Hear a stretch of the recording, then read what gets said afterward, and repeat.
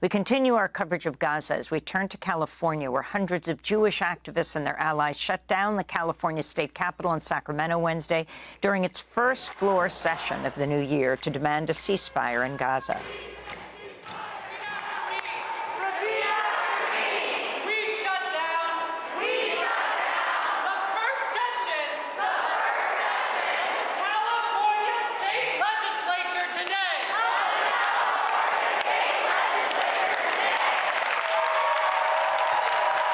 As chants rang out, the activists dropped banners that read, "No U.S. funding for Israel's genocide in Palestine." Another banner noted California taxpayers contribute some $600 million to U.S. military aid to Israel each year. The direct action was organized by Jewish Voices for Peace, If Not Now, and the International Jewish Anti-Zionist Network, among others. One of the protesters was a former Israeli IDF soldier, an Israeli Defense Force soldier, who will join us in a minute from San Francisco. This is Meital Yaniv addressing their fellow demonstrators. My elders, state, family had meticulously taught me how to recognize genocide from infancy, how naked bodies get rounded up for torture and execution, how mass graves smell, how starvation and hate shapes a body, how ethnic cleansing martyred entire lineages and buries the wisdom of the land caretakers. The black and white images are now in color. The stories are live. And in this cycle, we don't need gas chambers because we have U.S.-made bombs. That's Meital Yaniv addressing Wednesday's protests that shut down the California State Assembly, an organizer with Shoresh, a new Israeli anti-Zionist group based in the U.S.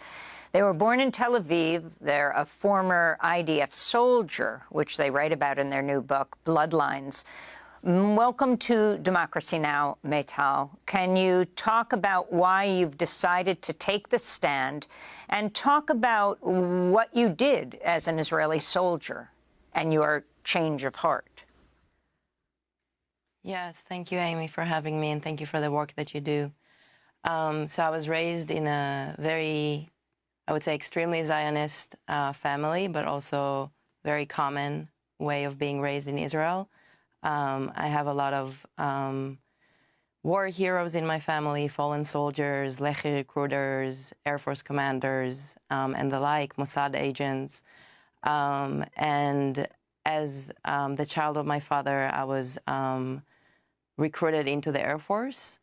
And after 6 months of serving, my base was moved from Tel Aviv to the south. This was 2002. And I was asked to send planes to fuel planes that were going into Gaza, to bomb Gaza. At that time, I didn't have the language to understand exactly what's happening. But as we returned to the base, I had my first panic attack and couldn't enter the base. And the next day had to come and stand trial. And I was grounded to the base for 3 weeks. And in those 3 weeks, I understand that I have to leave the army. And that, knowing at that moment, made me want to take my life because it was so against everything I was taught. And that started a process that I will be in for the rest of my life, which is the undoing of that indoctrination and that brainwashing and the way that the Israeli identity has been merged with the Zionist identity. And what I'm doing with Bloodlines and the prayer that is Bloodlines is to really bring the Israeli identity and Israeli state to a loving and caring death for the liberation of the land of Palestine.